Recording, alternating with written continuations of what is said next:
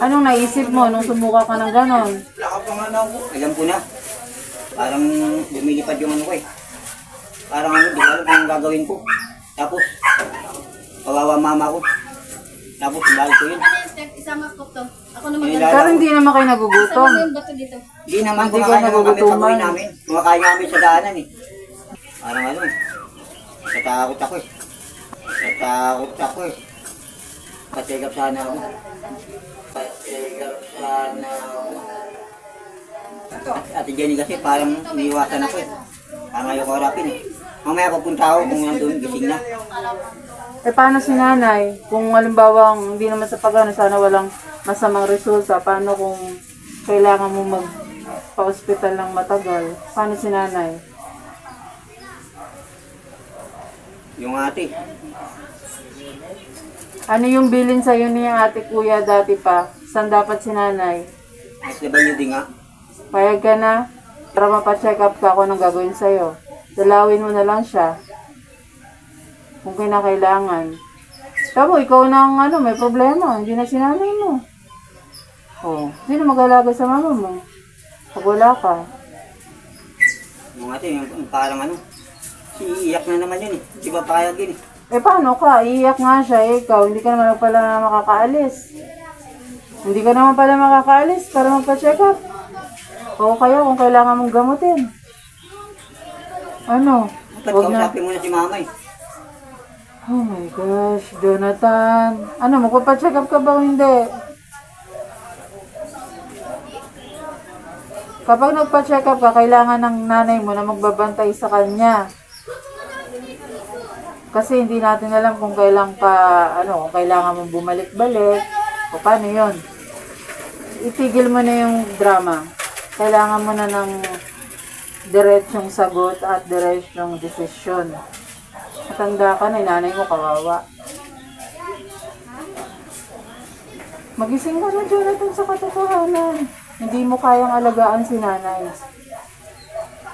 Hindi mo siya kayang alagaan.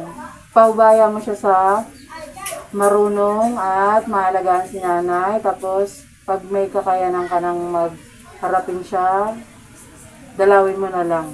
May sakit ka pala eh. Lalapit ka sa nanay mo, di mahahawa nanay mo. Tama mali. Tama mali. Oh, tandaan mo, hindi mo kami niloloko. Hindi nga ate. Hindi nga ate, nandun nga yung ano, dugo. Dumura nga ako dalawang beses na kagabi.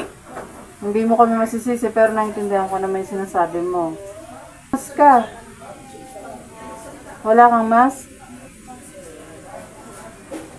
Pero pag may mask ka na, magmamask ka. Kasi mahahawa yung iba, mamaya ikaw pa yung pagmula ng virus. Gusto mo magkasakit si Ate LB? Oh, okay lang sa'yo, nakatakip ang ilong ko ngayon. Kasi kawawa naman ako, matanda na rin ako, hindi naman ako bata. Anong araw ba ngayon? Merkules? Kailangan magpa-check up ka sa... Dapat maaga kasi. Saan ba? Pag kung sa tala ka, kailangan maaga yon na nakapila ka. Saan pa ba? Sa mga center. Kailangan kasi masamahan ka kasi hindi mo naman alam, di ba? Kailangan may doktor talagang umano sa'yo, tumingin sa'yo. Kailangan talaga may oras. Pero bago tayo, kung halimbawa pupunta ng ospital, magpa-check up ka, maligo ka muna. Mama kasi mamumurdema rin ako din eh. Alam mo naman problema dahil hindi wala na? pumapayag eh. Na, magpa-check up ka? Hindi yung pupunta doon.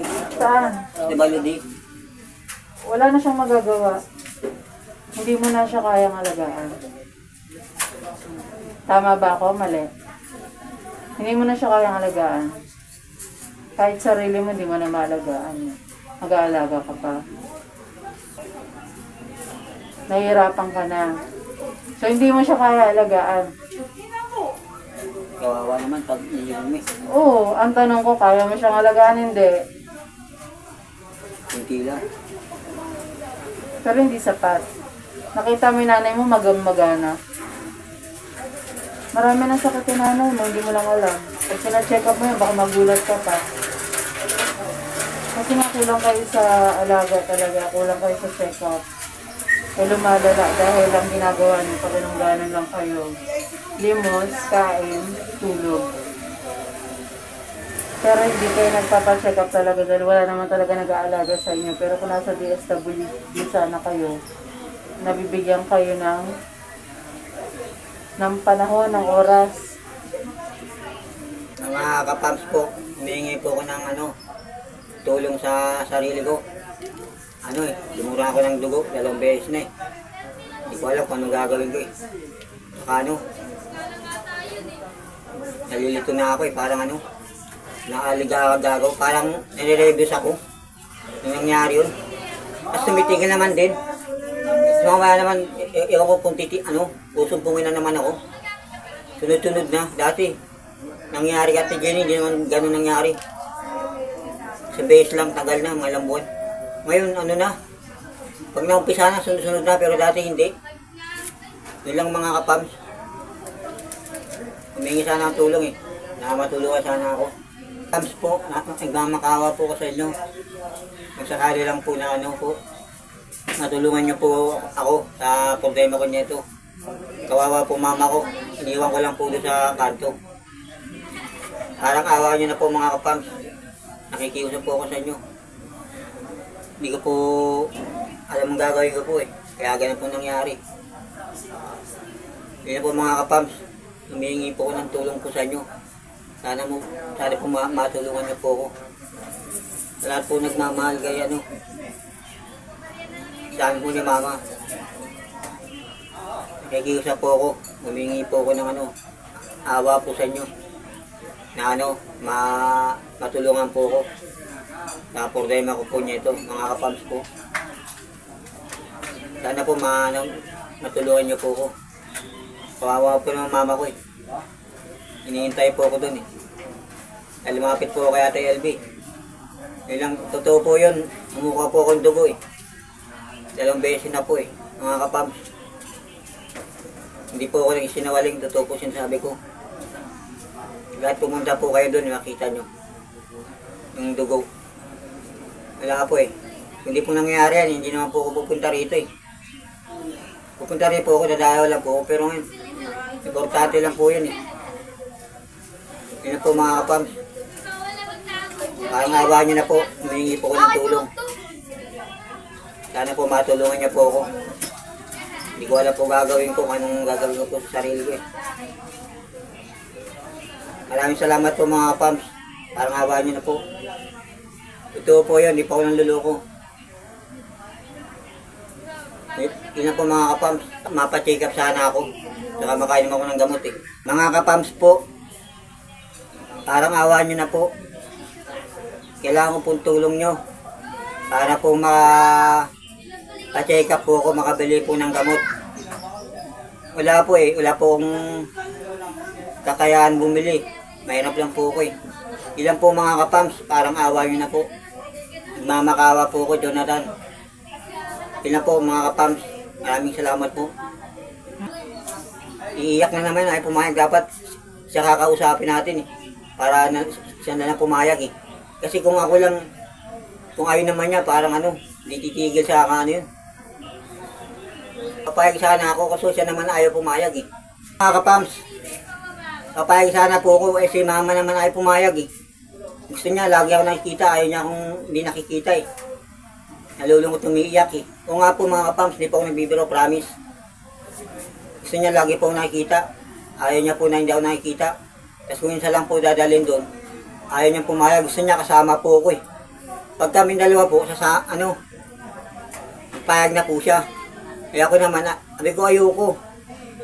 Tapos yung nangyari, yun, namuruneba na rin ako. Sarili ko, meron na rin ako. Yun lang po mga kapams eh. Sinasabi ko. Maraming salamat po, parang awa niyan po mga kapams. Pakitulungan niyo lang po ako. Wala eh. Wala po akong papacheck up, wala po akong kakayahan. Kasi mama po, pag sinabi mo na nandun, hindi titigil yan eh. Dapat sa kanya mo sinasabi para para malaman niya, para Matahimik na siya, parang pumayag. Kasi kung sa akin lang, mga pams, wala yun eh. Ayaw niya talaga pag ako nagsabi. Kailangan sa kanya mo sinasabi, hindi sa akin. Ilan po mga kapams, parang awa niya na po. Matulungan niya po ko to. Hindi po ako nagsisinungaling, totoo po to. Sumuka ko po ako 2 beses na eh. 2 gabi na. Umatake na naman. Hindi ko nga alam kung bakit ganun mga kapams. Kung nga mga pams, promise, hindi po ko nang luloko. Tapos tumigil din mga ganitong oras. Kung ate, promise nga ate, hindi ako nagsisinungaling pangako. Hindi ako nag-invento. Sasabihin ko ba yan kung hindi nangyari sa akin? Sino bang taong gano'n na sasabihin na aanin niya sarili niya? Siyempre hindi. Ito nga ate. Oo nga, ganito lang pero hindi talaga totoo, hindi ako nagsisinungaling. Ilan po mga pams, parang awa niyo na po. Ilan po ang dahilan ko po sa inyo, parang awa niyo na po, matulungan niyo po ako. Ilan po, parang awa niyo na po.